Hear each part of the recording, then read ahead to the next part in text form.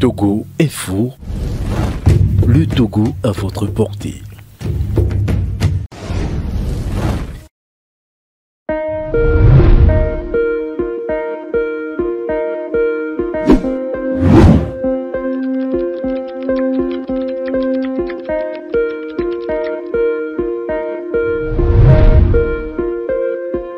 Après avoir des décennies durant, grâce à la mobilisation populaire, contraint le pouvoir en place à concéder la démocratisation et l'état de droit, elle semble s'enliser.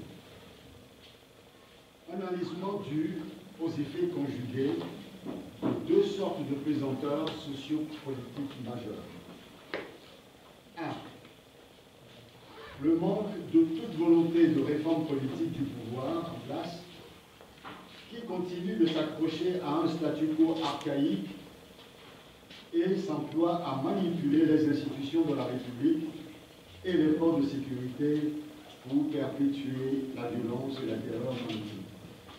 Avec des assassinats, des détentions arbitraires, le piétinement des libertés publiques et des droits de l'homme, l'interdiction des manifestations publiques pacifiques et les entraves au libre exercice des activités politiques, la corruption et la fraude électorale.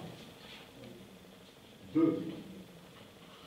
L'inconséquence d'acteurs sinistres se réclamant de l'opposition politique, mais qui se révèlent de véritables fossoyeurs de l'alternance et du changement auquel aspire le peuple togolais, par le mensonge et le peuple, le dénigrement et la diffamation, bref, une véritable escroquerie politique. Ils ont ruiné tous les efforts et les sacrifices consentis jusque-là par les Togolaises et les Togolais pour se libérer de l'injustice et de l'arbitraire, de l'oppression et de l'humiliation.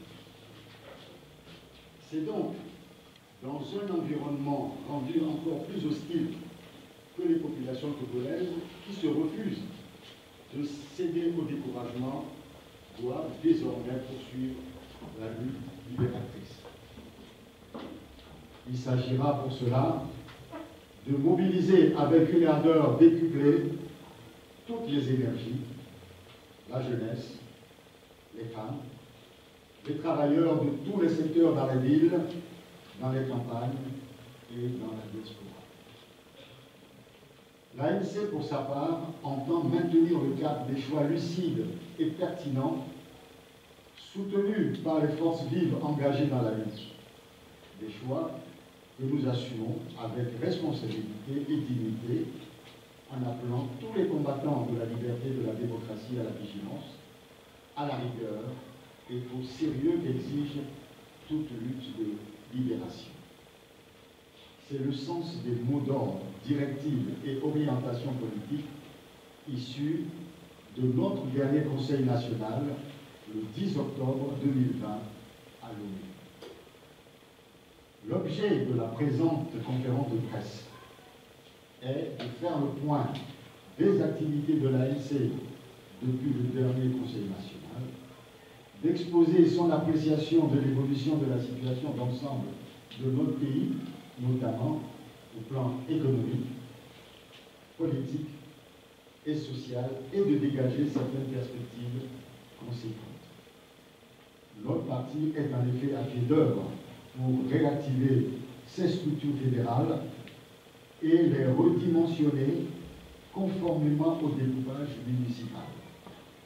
En outre, l'ANC, conformément à son habitude, est toujours en ordre de bataille pour toutes fins utiles.